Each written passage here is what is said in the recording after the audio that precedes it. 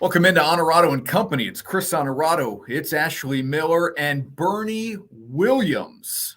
Bernie Williams is this week's guest on O and Co.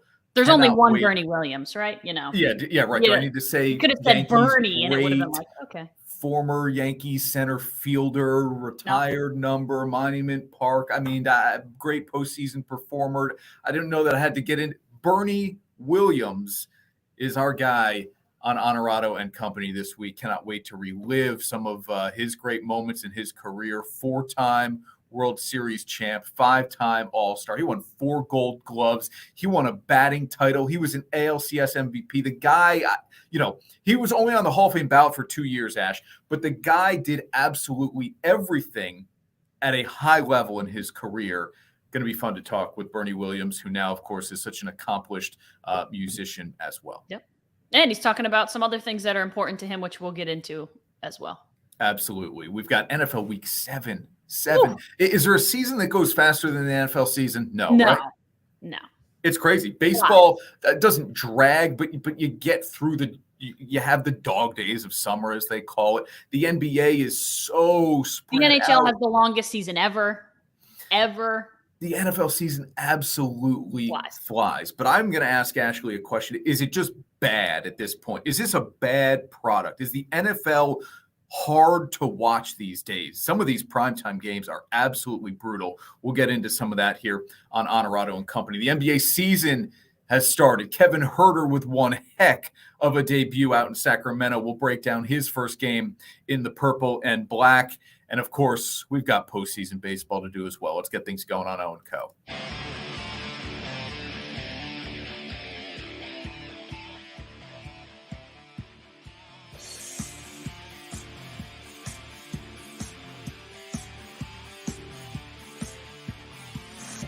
This is Onorato and Company, brought to you by Alphabet House.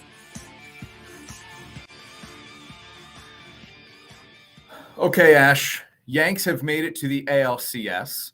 That's the good news. Yep. The bad news is they're playing the Astros. Yeah, that's always bad news for them. That they've struggled with, particularly in the postseason, but even in this past regular season, lost 5 of 7 to Houston. And as we do the show here on a Thursday, remember everybody, we do the show live on Thursday mornings at 10 o'clock on News Channel 13's Facebook, Twitter, and YouTube. So if you're finding us on TV, we love it. We try not to date it too much in terms of what has happened between Thursday and either Saturday night or Sunday morning. So bear with us there. The guest is always still very relevant, as are our NFL picks. But now we're looking at maybe game 4 or 5, depending on when you're watching. So I will ask the question here, having seen Justin Verlander win game 1 for Houston, is this just too big for the Yankees? Houston just too good? Do they just have their number too much? The Yankees look like the Yankees of the past few postseasons against the same Astros. 17 strikeouts. I don't know how much they've had struck out this year. I can't remember a time when it was 17, but that was a number that we saw way too much in the last few postseasons, and it reared its ugly head again last night. 0 for 4 with runners in scoring position, which isn't enough opportunities with runners in scoring position, but all of those opportunities belong to Josh Donaldson and Matt Carpenter, and neither of them came through on either of their 2 opportunities with runners in scoring position. So it was the same issues rearing their ugly head against, Justin Verlander looked like he was 28 out there throwing heat to a Yankees lineup that continually cannot hit Astros pitching. Carpenter had a tough third strike call on him. I think it was probably in the zone, but that's a tough call. It was close. Verlander's going to be the Cy Young Award winner in the American League. This guy in his late 30s has somehow turned back the clock. And there was a time in Detroit where after he had won Cy Youngs already with the Tigers, that he lost velocity. He found different ways to pitch and not really throw. He is back to being absolutely phenomenal and unhittable in so many ways. Go ahead. J-Man, I'm gonna ixnay the excuses here. I get it. But my thing is like the Astros haven't played baseball in a long time. They haven't played a lot of games in the last week to 10 days. They should be rusty. I get it. They're well rested. They have Verlander lined up. We don't have any of that. You got to figure it out at some point. You can't strike out 17 times. This team has to figure out the Houston Astros. Yeah, J-Man's watching. Jeff is watching as well. Carol is watching. Couldn't find Kev on ESPN. Not on ESPN last night. Couldn't find Kev on ESPN, and Kathy is checking in as well. Good morning. Great to have you guys with us here. Thank you for watching. However, you find Onorato and Company each and every single week. Bernie Williams just a few minutes away here on the show. All right. So to Jason's point, though, if the Yankees bounce back, do you have faith the Yankees are going to bounce back in game 2, that this isn't just a jet lag situation? I mean, they should be better. He's right. They should be better. But I don't know. I don't have faith in this team when it comes to the postseason, specifically against the Astros. So I'm not sure that I have any kind of faith. I'll feel better about going to New York with it split. Cole and Cortez. Yeah, that will make me feel better. But if you go down 0-2 and then you've got Cole and Cortez lined up, it doesn't really matter, because the best you do is get tied at 2, and now you're back to kind of square one again. Then it's a 3-game series and you've got not your top starters. By the way, until he gave up a home run on Wednesday night, I kind of forgot they even had Frankie Montas on the team. Yeah. Kevin Herter makes his debut with Sacramento. And I wrote it on the news this morning. I said, you don't get – did you see it? You don't get a second chance at a first impression. Kevin did not need a second chance. This was lights out stuff from him. The hair is awesome. It's the like Kev headband 2.0. is phenomenal. I love it. Yes. It's a good situation, but Kev, you look better in black and purple. And I like the sweatband. I like it. It's a new Kev. I'm enjoying it. I didn't get to watch it live, but I watched the highlights on your show, and I enjoyed Kev 2.0 in Sacramento. It's all working. 6 of 9 from downtown, as you see there. The Ash put in the stat line, 23 points, 3 rebounds, 2 assists, only 1 turnover, only 2 fouls, a plus 6. The plus 16 was far and away the best in the game. Far and away on his team. They made a good move. It's a disappointing loss for me. But yeah, that's going to happen a lot to them this year. Yeah, he'll have good games and they'll probably lose a good amount. I think when Keegan Murray is ready to go, and that they're sneaky. I think they're sneaky. I think maybe they figure it out. I love DeMontis Sabonis. I love Aaron Fox. They're sneaky out west. They could slide into that Fox had 33. Tournament. Yeah. Fox had 33. He'll be good. Good for Kev. Of course, we absolutely love to see Kevin doing things like that. All right, Bernie Williams on the way here on Onorato and Company, 5-time All-Star, 4-time World Series champ, nominated for a Latin Grammy. He is and a gentleman, right? Yeah. He was always, he played the game the right way, but he really did. He played at such a high level, but he always seemed to play the game the right way. And a former what, Ash? Albany Colony Yankee. Bernie Williams coming up right after this on Onorato and Company. Teams, athletes, organizations. We're transforming the custom apparel industry through product and purpose.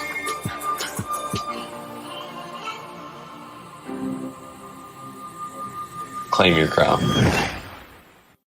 At Marcella's Appliance Center, our commitment is to you, providing essential appliances that families depend on for cooking, refrigeration, cleaning, and sanitation, plus appliance repair. You can have peace of mind that Marcella's is here for you today and every day, like we have been since 1957, helping you make the right choice with trusted brands like Whirlpool, Maytag, KitchenAid, and many more. Shop Marcella's Appliance Center in-store, online, or by phone. We're here for you. And now back to Onorato and Company, brought to you by Alpin House. I'll tell you what, I don't know how many opportunities you get to speak with somebody who is in Monument Park and has his number retired by the greatest baseball franchise in history, but we've got that opportunity today. It's Chris Onorato, it's Ashley Miller, and it is the great Bernie Williams. Unbelievable. Bernie, good morning. Thank you for doing this. Oh, thank you so much for having me. That was a great introduction, man. You're hired.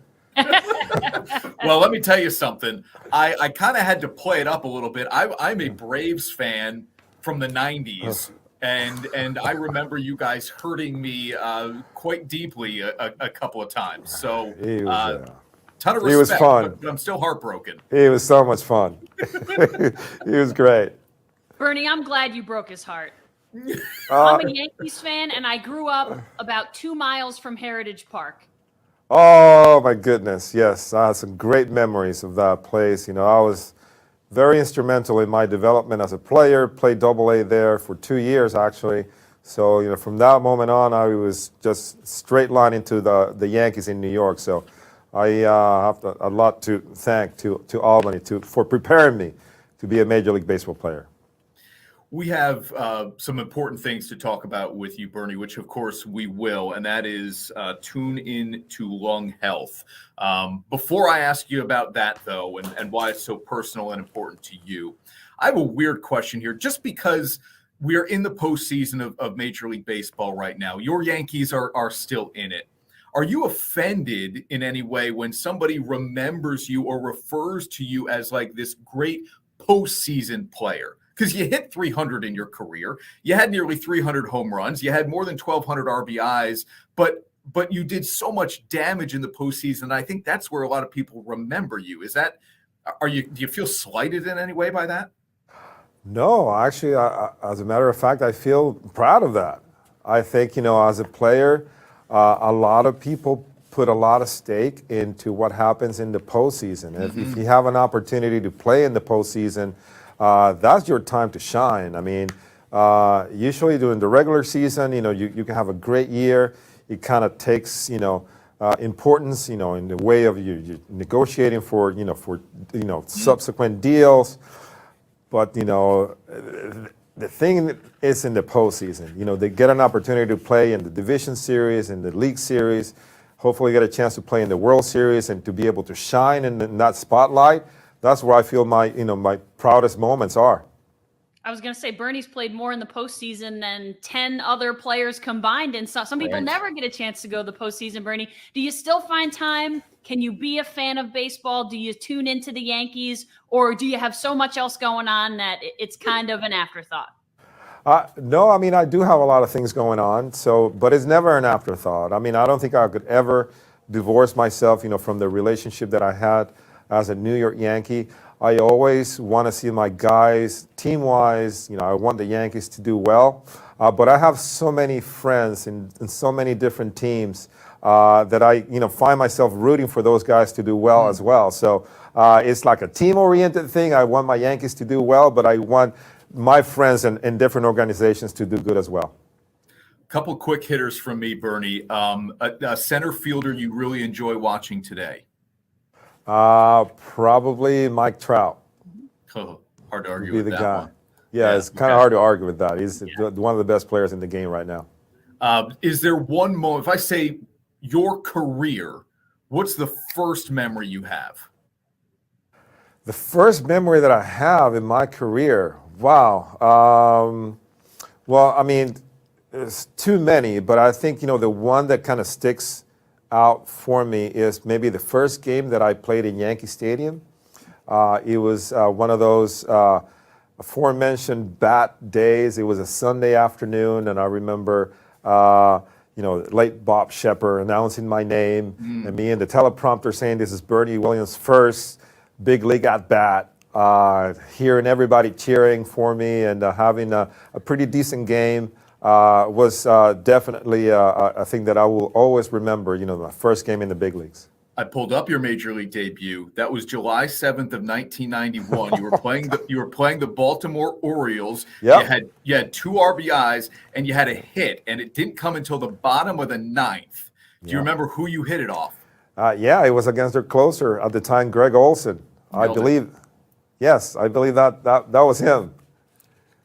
The recall of athletes is unbelievable. I mean, that moment obviously is different, but the recall of athletes is unbelievable. Bernie, you're a Grammy-nominated artist. We saw you play the national anthem in Oakland. Where is your music career right now? And do you play every day? I play every day. Music is just such an important part of my life. I mean, I started playing guitar when I was 8 years old. I went to a performing arts high school in Puerto Rico where I grew up. And about 7 years after I retired from playing with the Yankees, I auditioned for the Manhattan School of Music and graduated in 2016 with a degree in jazz performance. So like they say right here in New York, I'm just another cat looking for a gig in the city. But I'm having it, I mean, I could have done it any other way. I'm having a great time, the second part of my life, very fulfilling, being able to play music and playing in New York, can't do any better than that. TuneIntoLungHealth.com. Bernie Williams is with us courtesy of a very personal project of his. And again, it's TuneIntoLungHealth.com. Interstitial lung disease. Bernie, I'm going to be honest with you. This is something that I had to educate myself on. I know it's something your father dealt with. What have you learned about this that probably the common person just doesn't know, and why it's so dangerous? Yeah, I mean, that's why we are trying to change things around so more people know about this. And that is one of the main purposes of this campaign. My dad, Bernabe Williams Sr., died from interstitial lung disease. And his particular one is called idiopathic pulmonary fibrosis. It's basically scarring of the lung tissue that doesn't, it's very difficult to breathe until the point that you cannot breathe anymore. So it was very devastating. It's a rare lung disease, and that's basically the segue for me to team up with Boehringer Ingelheim in this campaign called Tuning to Lung Health, to raise awareness and try to sort of make a connection between interstitial lung disease and coping with those symptoms with music and breathing exercises. Yep. I was going to say, Bernie, what is this campaign? Are we're raising awareness? Are we raising funds? What can people do? Where can they access it? Obviously, we mentioned the website, but what can we do here? Well, I think, the most important thing is to try to get people that are having symptoms of, respiratory illness, because these, my father's case, he was misdiagnosed for about 5 years, and nobody could tell, what he had until, 5 years into this journey when somebody actually did the right diagnosis of idiopathic pulmonary fibrosis. Had he been diagnosed earlier, maybe we could find ways to improve the quality of his life for longer. But that's why we're encouraging people to, go into the website so they can get educated about, the symptoms of these interstitial lung diseases that could be sort of misinterpreted, and, because they're so common, a dry cough, fatigue, where things that you sort of take for granted, they become a little bit more tiresome for you to do. We're encouraging people to go and get educated because you don't want these diseases in your life. And you want to make people aware of the fact that there are resources for them to cope with the symptoms of this interstitial lung diseases. Be active, exercise, work the lungs. Music plays obviously a factor, and you can play music and work the lungs. Well, I think, music could be utilized in so many levels. In my particular experience, I utilize it to sort of cope with the anxiety and the depression. Having a nice tune, listen to nice music could soothe you and to make you feel better as a caregiver. But the ability to play music, can distract you, from, dealing with this ordeal as well. And sometimes even more importantly, to have the ability to have these breathing exercises that could help you cope, with, difficulty, with breathing and all of that. I think it's really important for people to know this information, and we're encouraging people to go into tuningtolunghealth.com so they can get more educated about the subject. Your most nervous moment in the batter's box versus your most nervous moment on stage, which one was greater? Most nervous moment on stage by far. I think, you go through so much adversity in baseball that, it's one, if you strike out, bases loaded at the bottom of the seventh with the game on the line, is good, but there's a lot of things that you cannot control there. In music, the spotlight is on you, and you are it. You play a bad note, something happens, is on you. So, but at the same time, you can control a lot of that more in music. You practice, you do your research, you put your work in. Baseball, you have no control of the umpire calling a bad pitch on you, or the pitcher just making a perfect pitch. But you always have the opportunity to redeem yourself in a baseball game. Hopefully in the later parts of the game, whether it's music, it's from moment on. From the first moment that you play that first note, you're in, and it's really cool to have the kind of like the duality of those experiences, and one sort of informing me how to do better on the next one. I was able to put a lot of thought into performing on stage from the experience that I had playing baseball and playing under pressure in New York and Yankee Stadium. So it has come full circle for me, and I'm better for it. This was a thrill for us. We so appreciate your time. Our executive producer at the TV station where Ashley and I work say you are his favorite Yankee. My brother would tell you if he were on this call as well that you are his favorite Yankee. Yeah. You have so many fans, as you know, and what a career you had in pinstripes, Bernie. Thank you so much. Oh, absolutely. Thank you so much for having me. And tune in to lunghealth.com. Happiness is found in simple things.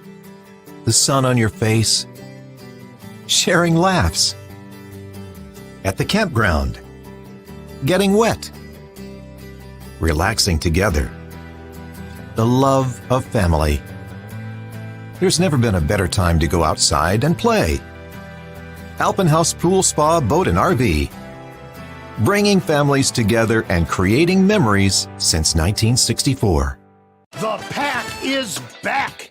The Albany FireWolves professional indoor lacrosse team returns to the Capital Region and MVP Arena this December. Get your tickets now for our season home opener when we take on UAlbany lacrosse legend Connor Fields and the Rochester Nighthawks on Saturday, December 17th at 7 p.m. Season tickets, flex plans, family packs, and game tickets are on sale now at albanyfirewolves.com. Join the Pack!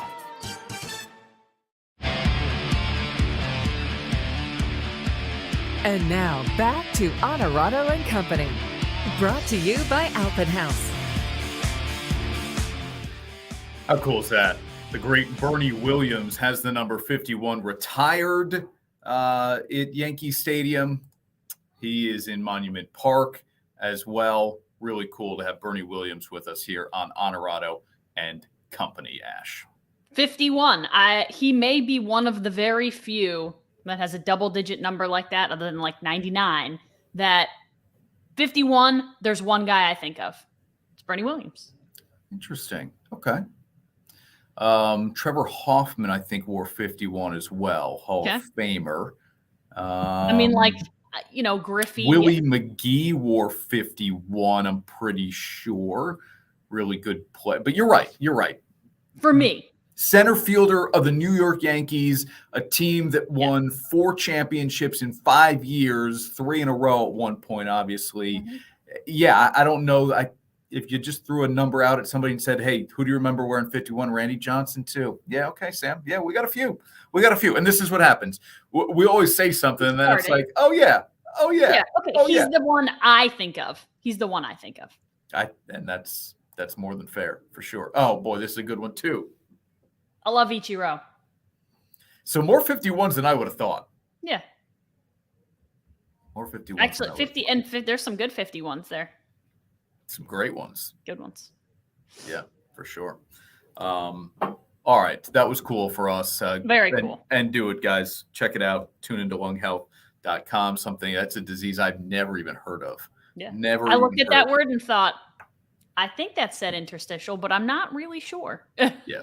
Yep. Had never even heard of interstitial lung disease. So cool thing that Bernie Williams is doing. All right, Ash, I asked this at the top of the show. I'm going to ask it before we get into our Pick Six Vodka NFL Pick'em. Is the NFL just bad? Is this just like we love football, so we're going to watch it anyway? But are we just doomed to watch bad football every single week. The primetime games are brutal, and it isn't just the Broncos' fault. I know we're going to throw it all on Denver because they've been featured a number of times already in primetime, Thursday or Sunday or Monday. It isn't just Denver and Russell Wilson being bad. There are some bad games this year. Yeah. It feels like it's getting worse. Am I wrong? Am I overblowing it? Yeah, I think we're overblowing it a little. Some of the Sunday night games have been okay, and the Monday night games have been okay. The Thursday have been overwhelmingly awful. And when you're the only game to watch, I think that has a little bit more, like it just carries a little more weight because it's the only game on. You feel like you have to watch it. I know Monday is the same. Sunday night, yeah, but you've been watching football all day. It's not like you've had no other options. Right. If you walk away from the Sunday night game, you'd say, I've already watched a lot of it. I'm good. Okay. Thursday night has been overwhelmingly bad. I think the biggest thing here, though, and I don't think we're doomed to watch bad football all season, but the teams that have the most flash recently, the Rams, the Cardinals, the Packers, the Bucks, those 4 teams are down. Those 4 teams are all 500 right now. Every one of them. Yep. And it just, or below. It doesn't feel, so the teams you're used to having those, like the great quarterbacks with the great weapons, they've underachieved a little bit this year. And the teams that have surprised are the Giants and the Jets and the Eagles. And that just doesn't have the wow factor. Like the Giants and the Jets they're very good. They're much improved. They don't have the wow factor because they have Daniel Jones and Zach Wilson, not Tom Brady and Aaron Rodgers. So I think that's the biggest thing is like your flashy teams have come back down to earth a little bit and have underachieved and struggled. And the teams that have overachieved are just kind of those like muddling teams that don't have a lot of flash. I have a couple of theories on this, though, because I think the product is suffering. I do think it's down in general. And you make some good points here. Let me pile on them quickly. It is catching up to us now that there are Thursday games, games in London, soon to be Germany, Mexico City. I also think that the absence of practice time, right? In the new CBA, players got what they wanted, and it was fewer padded practices. Guys are not in training camp as long as they've been. They don't play preseason games anymore. In fact, they've taken one of them away, and I don't hate that they've eliminated the 4th preseason game, but if you're a star, you're not playing preseason game. I don't even want you to. No. I've never wanted Rodgers to play preseason game. Okay, but I don't want to watch it either. So that's a problem. You're not playing before you play. I also said, and I said this to a couple of my buddies who I was with Wednesday night. I think the talent is so great now. These guys are so skilled that there's a lack of execution and attention to detail that I think is making it for a bad product. You get flash plays, but the solidness to a game is not great. I think these guys are so talented. They take for granted the execution and the attention to detail that allows an offense to click, that allows a defense to move as a singular unit. That's why I think we're seeing bad football. And really, it's the lack of scoring that stands out mostly. You get multiple games this year where you've had maybe only 1 touchdown or no touchdowns. That just shouldn't happen. But you've got the Bills that are averaging, have scored 40+ points, 30+ points. You still have the Chiefs that are 4-2. Like, it's going to be fine. It's going to be fine. I'll watch any NFL game. It's going to be how badly are the Bills going to beat the Packers on that Sunday night game we're going to? You never know.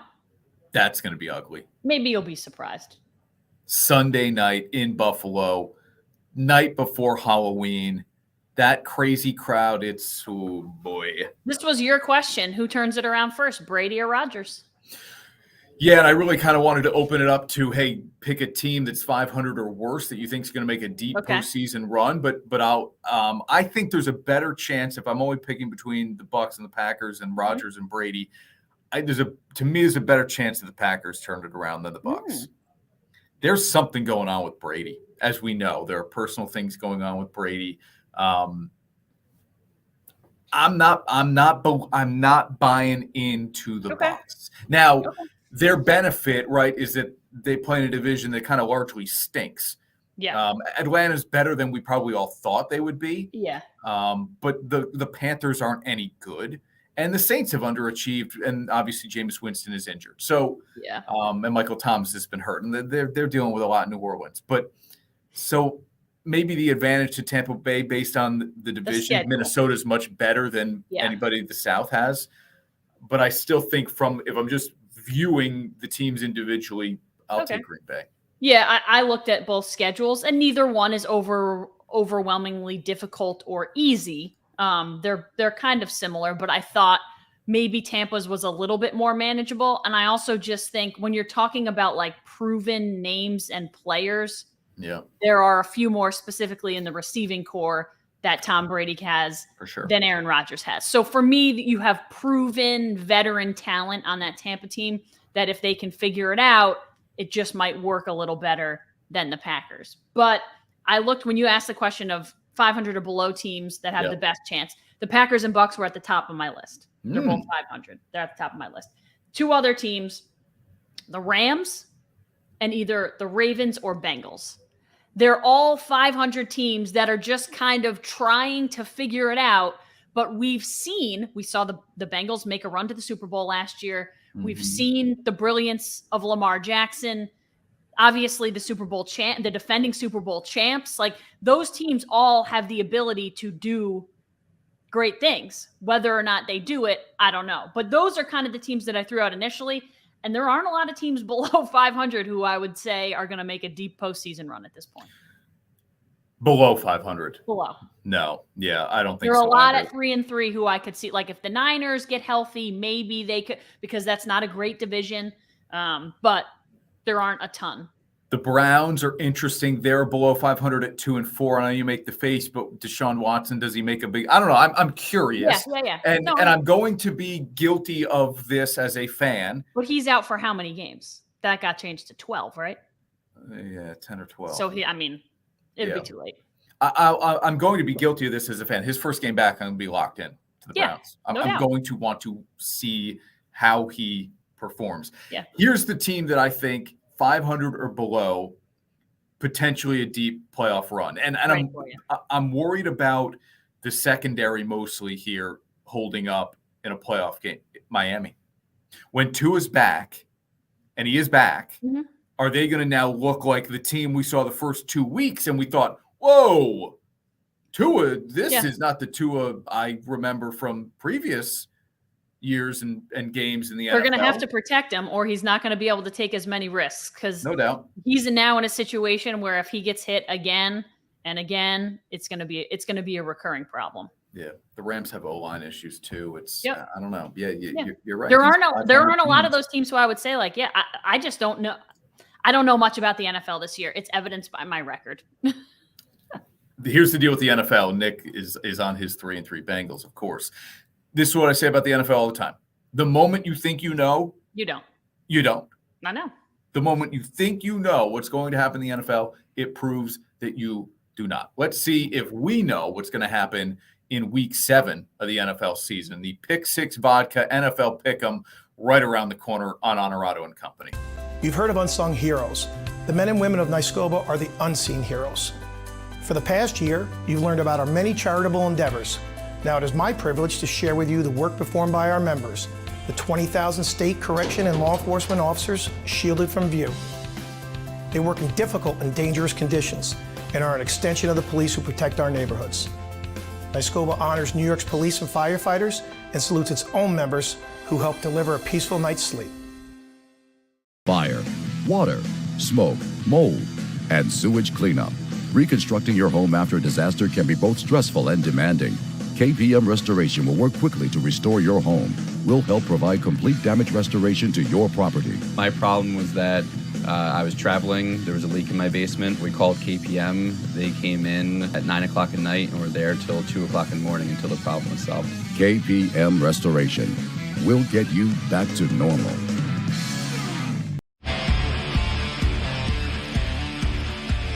And now back to Onorato and Company. Brought to you by Alpenhouse.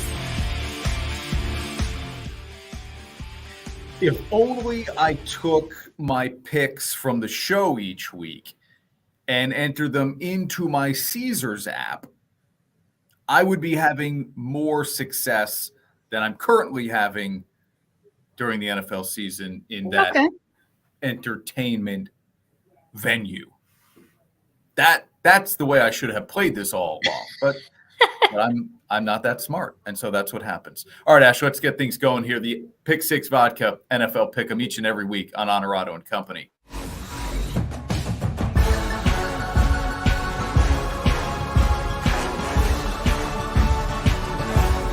And now your weekly NFL Pick'em, presented by Pick Six Vodka. Shout out to everybody at Saratoga Courage Distillery, the makers of Pick Six Vodka. Holly and Serge and Adam, what a great team they have up there. How are we doing? Oh, God. 5-1. Yeah, this is my second 5-1. I just, for the record here. Why don't you brag about it a little? You were 500 last week. It's a good week, though. That was a good week for me, no doubt. There's the overall record. You can see it on your screen. I won't say it out loud. How's the competition doing? Not that much better than me, which standings, is nice. The board of local business partners to the show and local nonprofit reps. Mm-hmm. I mean, 500 is the best we've had so far. And so our guest pickers this week, High Five Sports, Jody and Chris Eves, incredible people. They've got a great team behind them. Obviously, they do such amazing work. Ash, you introduced me to them. Mm-hmm. And they are so much fun to work with. I'm glad that they're going to play along with us here on Onorato and Company this week. All right, game one on the board is a 1:00 kick. When I saw this spread come out on Monday, I was floored. These picks felt easy for me, which is not good. Okay, these were difficult for me. The number has grown, but we are working on the 2.5. I've seen it at 3. I've seen it at 3.5. Jacksonville continues to become a bigger favorite against the Giants. It's unbelievable to me. I have no idea. I don't understand it. I get it. I think the Giants, I keep telling you this, are a little bit of fool's gold. Things will come back down to earth, but it can't be against the Jags, right? You got to beat the teams that aren't very good. The Jags are better, but they're not very good. The Giants was easy for me. I'm on the Giants here too. I've done well with Jacksonville picking them, but they've always been the underdog. Mm-hmm. Favorite? No. I just can't go there yet. No, we're both on the Giants. We're both on the Cowboys here. Yep. Dak Prescott returns, which obviously inflates the number to 6.5 for Dallas against a Lions team that's not bad. The defense is not good. That's the problem here. I think Dallas puts up a lot of points. I think they cover the 6.5. Yeah, me too. That one felt a little bit easy for me too, but we'll see. Dak wasn't good in the opener with them, so. Yep. Okay. Colts Titans. This was the most difficult game of the week for me. Yeah. I don't know if Jonathan Taylor is going to play. I don't know if Naheem Hines is going to play. I don't know if Matt Ryan is going to be good the way he was last week, or if he's going to be a train wreck the way he was early on this season. I'm also just not sure about what the Titans are. There it is. Right. Yeah. So I don't know. But the Titans at home, for me, I'm taking a favorite at home. Both on Tennessee. Mm-hmm. Okay. We'll throw it back to the Giants here. Nick says maybe a trap game. Interesting. Yeah, maybe. Hey, maybe we're 5-1 since the first time since 2009. We're feeling really good about ourselves, and maybe there's a little bit of a trap. This also felt easy for me. I mean, we're in lockstep here. Jets and Broncos. I've done very well with the Jets this year, and now a dog against a bad Denver team. And Mile High is not an easy place to play. I get that. I get all that. But Russell Wilson has been really bad. The Broncos are just not a good team. And I think the Jets have something special. The Jets might have the best defensive player in the NFL in Quinnen Williams. And maybe they have one of the better defenses too. There's no doubt. They have an excellent defense. Denver's offense stinks. Mm-hmm. You've got Quinnen Williams. Then in the linebacking core, you got Mosley and Williams, Quincy Williams, and then you have Sauce Gardner. Yeah, they have it. They have it covered at all levels. This was easy for me too on the Nick Jets. in the trap games. He's something. He thinks it's a trap game for the Jets too. Get out of here, Nick. Chiefs and Niners. Niners are missing 9 of 11 defensive starters last week. And that was That's why it was easy for me. That number is too small for me. The Niners don't have they have like 2 defensive starters playing. Chiefs all the way. Yeah. Are we the same on every game? The same every game. Man. The same That every means I can't make up any ground. game. That means I might lose every game. Yeah, that's right. If you're picking the same as me. Dolphins and Steelers, the Sunday nighter on News Channel 13 and NBC. We both like Miami. I like the return of Tua. Status on Kenny Pickett. Right. Going to be Pickett or Trubisky as we talk on a Thursday morning. So for me, it was just the known quantity of Miami. Yeah, same here. Okay. To win by roughly a touchdown. Yeah. Is that 6.5 or 5.5? That's a 5.5 number for Miami. All right. So Brent, we see you, buddy. We'll be right with you. It's right around the corner here. High five, Jody and Chris. They are only different in one game. So, but this plays to their advantage here, Ash. You know what you said. I mean, they don't have to beat us, so really it doesn't matter. But right, they just want to beat 3-3. If they can go to 4-2 or 5-1, they take the lead as the local nonprofit rep with a little donation coming courtesy of the show and our supporters at the end of the season. So Colts, it might be up to you. We're different on the Colts. Yep. Might be up and to real quick for High Five, for people who don't know, please to give High Five a little bit of love. So High Five is an amazing organization. It provides sports, training, athletics practices all year round for students, young people with special needs. They do bowling, basketball, baseball, every sport you could think of, golf, all year round, inside in the winter, outside in the summer. And they have a blast. And it's all cost-free to all of the families. So we had a fundraiser Chris and I were lucky enough to be a part of in May that raised $22,000, more than $22,000. And that helps them be completely cost-free to all their families and those children. It's an amazing organization. We love all of our not-for-profits. High five. You got to do better than 3-3. You've got a good chance. You've got a good chance. It's one that's close to our hearts for sure. You've been involved with them for a while. I'm happy to have jumped on just even in the last few years. The one sport you didn't mention is lacrosse. We got to get the FireWolves and High Five Sports together.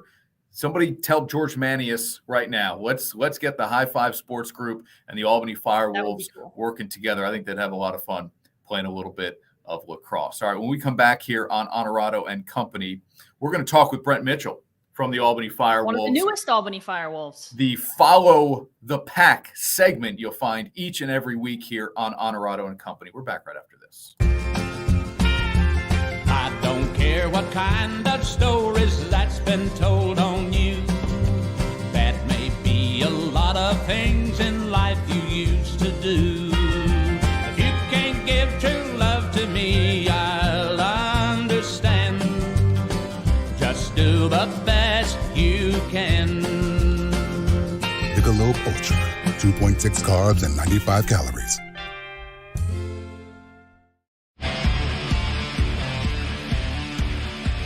And now back to Onorato and Company, brought to you by Alpenhouse. Lacrosse season really not that far off. Next week is a big week for the Albany FireWolves as they get into training camp, and the players will all be here in Albany next week. I believe it's next Thursday, so a week from as we do the show live every single Thursday. This team will be in town and will be ready to rock, and we love having them as part of the show each and every single week. The Albany FireWolves follow the pack, and our guest this week on Onorato and Company is a new member of the Albany FireWolves. I could say that just about every single guy who's on the roster almost. A new member of the Albany FireWolves. Going to be an infusion. Not everyone. I know. Going to be an infusion of talent and some fresh faces, which is kind of fun. Brent Mitchell joins us here on the show. Brent, it's Chris Onorato. It's Ashley Miller, man. It's great to have you on the show. Thanks for doing this. How are you? Good. How are you? Good. Great. There's Brent's info at the bottom of the screen, too. His Instagram account. Go check him out and give him a follow. Follow the pack on Onorato and Company. Check him out on on Instagram. All right, Brent, well, I made the joke that like the whole roster is kind of turned over. And we talked with George Manius about it. We talked with Coach Clark about it. This was a strategic move that followed some other free agency moves. What is it about this franchise, maybe the Albany area, maybe Coach Clark, that drew you to want to be here? Oh, I mean, I think he's up there for one of the best coaches in the world. I spent the summer playing out west, and he got a chance to watch me, and I got to know him like throughout the summer. So, I mean, I had a couple of options, but here was easy choice. Cool. Very cool. So. Brent, you played 4 years of field lacrosse at Walsh University, and then you go to junior A's and play for Coach Clark. Was that your first real experience with box lacrosse, or did you play it growing up? And how much did you learn in that season with the Timbermen and Coach Clark? I started playing box lacrosse when I was 6 years old. So my experience in Ohio, when I was playing in Ohio, it was that was new to me. Like, I'm not really a field guy. I've been playing box lacrosse forever. So I'm a lacrosse player to my core, box lacrosse.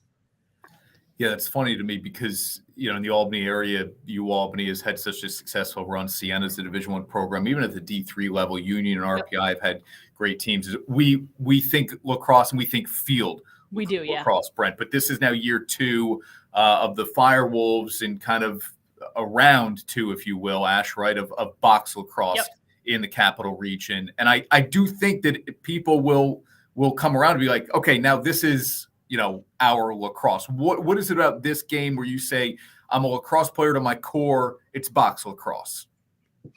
Man, the 5-on-5 game indoors it's a lot tighter and it's like a lot faster and more technical. And the aggression really draws me as well. It's a lot more fun to me. The field is a lot more drawn out. It's a slower game and there's a lot more excitement in the box game, in my opinion. Yep. Brent, I do sidelines for the Albany FireWolves, so you'll see a lot of me on game days. And we've had great experiences with Coach Clark, but you said you think he's one of the best coaches in the game. Why do you say that? What is it about your experiences with him that make you believe that? I mean, I've spent a handful of practices just like playing for him, and he's just so organized and he just knows the game so well. And his resume speaks for itself. I mean, he played a long time in the NL and he won a bunch of championships there. And then, he was the coach of Team Canada and now he's the coach of Albany and he knows what he's doing. Are you on a laptop, your phone? No, laptop. Can you show us your dog? I just heard barking. Where is? He's going to call him. Over here. We're big dog fans in this. What's his dog's name? What's your dog's name? Sandwich. It's my roommate's dog. Roommate's dog. Hi. Yeah, everybody loves a good dog. Hi, Yes. buddy. Sandwich. Oh my God, I love it. That was awesome. Thank you. Guest appearance by Sandwich. Well, I heard Sandwich bark and I thought, I'm not letting that one go. But you know me, Ash. If the doorbell rings, I ask people, hey, you're on with us. Just go answer it. Let's see who's there. Yeah. I heard the dog. I thought, let's see the dog for sure. Cool. Awesome. What is the lead up now? Brent, you'll be in town next week. The lead up to this season, I think, I can throw it up on the screen here in terms of when Albany opens this season. People's going to say December, but really we're going to be at the end of October here pretty soon. Are you looking at it like the starting line is pretty close? Yeah. It starts on the 28th. That's when we get going and it starts there. So I'm going to be ready for that. And then, I don't know. Cool. Brent, how many of these guys on this team currently do you have a relationship? Have you played with in some capacity? Do you know? Or will this be a lot of new players for you too? There's going to be mostly a lot of new faces. I mean, I'm rooming with Charlie Kitchen. I've got to know him over the past week. And Justin Getty, he's a goalie from out west. I got to know him over the summer. Over the summer, I also played with Heine Thompson. I know he's coming to camp. So that was a pretty cool experience. Other than that, though, everybody else is going to be new to me. Okay. We asked Coach Clark this because he now lives in the Albany area. Yeah. Moved he and his wife moved and his kids. And so I said, hey, where do you like to go out to eat? He hasn't had. But what do you know about Albany? I honestly don't know a whole lot. I know it's a really historical city. I haven't even checked it out yet. I'm living outside of town in Mechanicville, I think it's called. Yeah. Okay. I haven't even got to check out the city yet. So, But that's the general area. All right. How long have you been in the Mechanicville area? about a week. Yeah. Oh my gosh. You're about 10, 15 minutes from where we live, where I am in my house. We're in Malta, like a little bit north towards Saratoga. Okay. So you'll get It's a super nice area. you'll figure out the landscape a little bit and you'll get to some nice places, I'm sure. All right, Brent. Well, we look forward to meeting you in person, and obviously we're looking forward to the season overall. We appreciate you doing the show with us here, and best of luck, man. We'll see you next week. Thank you guys very much. Thanks, Brent. Brent Mitchell from the Albany FireWolves. We're going to get to know all these guys with the weekly segment. Follow the pack. Follow the pack. Exactly. We're following it. Yep, we'll love it. Really cool stuff, and we love the support there. So George Manias, Coach Clark, Brent Mitchell, living in Mechanicville for about a week. He hasn't had a lot of time to figure it out yet, but he's here, and I really didn't know where he was, to be honest with you. I thought maybe he's just going to drop in. And he said he's living with Kitchen.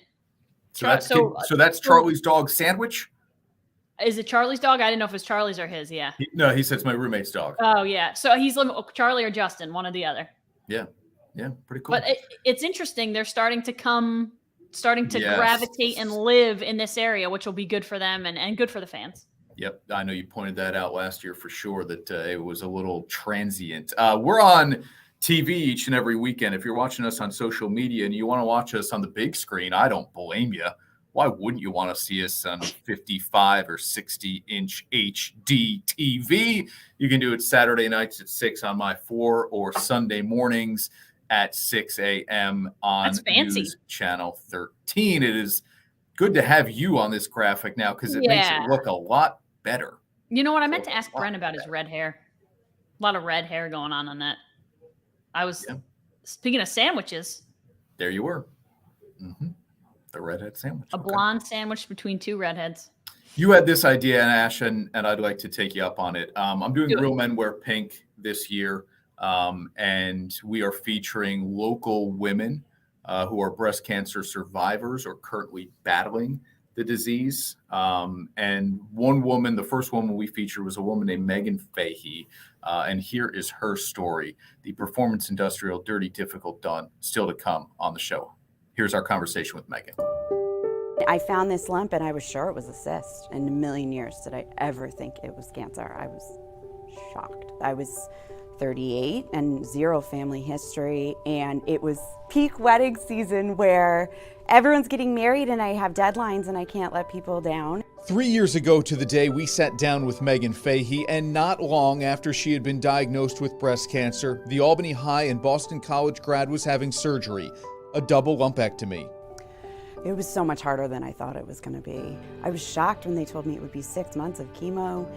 I was shocked at how quickly my hair fell out. I also had 2 young kids, going to activities and needed me. At 38 years old, Megan was a successful calligrapher whose client list included some of the great athletes and pop stars of all time. There are so many things that, kind of make a woman to a lot of people. And it may be the long hair. It may be anatomical features as well. You said you lost your hair so much more quickly than you thought. What was that like to look in the mirror and not have your hair? I mean, you really nailed it. My hair was my femininity. And yes, I used to have red hair like you, and it was just a trademark of mine. And I looked in the mirror and I didn't know who that person was. Megan quickly remembered, though, and she even learned some new things about herself. Having gone through what you went through, having beaten it as well, what have you learned about yourself and what you're capable of? I've learned that I'm very resilient. I've learned that I'm actually a really strong person. I didn't have a lot of confidence in myself before all this happened, and now I know exactly who I am. I know how strong I am, and I'm proud, to show that strong person to my daughters. 2 girls, now 10 and 9 years old, who, whether they know it today or not, will forever have the strongest person possible in their corners, their mom.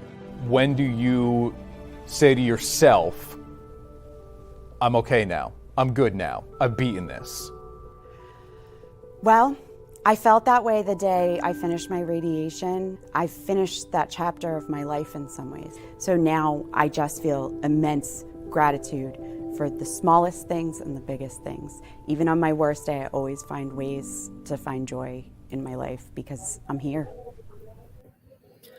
I love that sentiment there. Megan Fahey, a breast cancer survivor. If you want to join the fight, love to have you on My Real Men Wear Pink. Let's go. You can find all the info. There's the QR code there, but you can find all the information on wnyt.com. If you go about halfway down the homepage, you will see this image. You can click on it, and it will take you to my fundraising page for the American Cancer Society. Real Men Wear Pink. Okay. You're a good storyteller. You know that? Thank you. I appreciate that. All right, let's see if we can tell some stories about the NBA. And now, Dirty, Difficult, and Done. Presented by Performance Industrial. Speaking of real men wear pink, Bill Miller's a real man, and he's not afraid to wear pink, and he will also take care of all of your dirty, difficult things going on. He will make sure he gets it done with his team. Love Bill Miller and his group at Performance Industrial. We do this segment each and every week. It's called Dirty, Difficult, Done. Ash, you know the deal. You're up first. All right, my dirty, difficult done this week is Paolo Banchero's dirty NBA debut. This is a guy who, when he was picked #1 overall by the Magic, I think I raised an eyebrow and thought, is he the best player available? Because you got a guy like Chet Holmgren, which, okay, so far it's worked out because Chet's not going to play a single game in the NBA season, so we know how that went. But I think I questioned it a little bit. He answered all those questions last night. I mean, NBA debut, 27 points, 9 rebounds, 5 assists. It's the best NBA debut since LeBron James in 2003. He scored the most points in an NBA debut for the Magic by a rookie. Better than Shaq, better than Dwight Howard, better than Penny Hardaway. So, quick decision, or quick reaction, I guess. He has exceeded expectations initially, and I think maybe the Magic made the right move. Yeah, I think you might be right. I think they may have done, exactly that. All right, are the Lakers done? Because LeBron's post-game comments after one game would suggest that they are done. He likened this Lakers roster to one in the NFL, where if you didn't have a quarterback with a strong arm, you're not just going to send everybody deep. He basically said, we don't have any shooting on this team. No shooting. And that has been the formula to get a LeBron James team to a championship, is surround him with shooters. Now, he's made himself a very good, I'm going to say excellent, yes, a much better very shooter. Good outside shooter now than he was his first decade plus in the league. He's dangerous from deep. Mm-hmm. But it was surround him with outside shoot. The Lakers don't have any of that. One, they're old. One, they lack real talent. They can't shoot. He's not wrong. But this is what happens when LeBron is on your team and he's calling the shots in terms of who you bring in and who you don't bring. It eventually does fall apart. And now LeBron is there to see it instead of having left before the demise of the team. So listen, it fell apart last year too. They weren't any good. Right. The Lakers are done. They're old. And they were done before really the season started. They weren't going to contend for a championship this year. Thanks for watching Onorato and Company, everybody. Bernie Williams, what a thrill. Have a great weekend, everyone.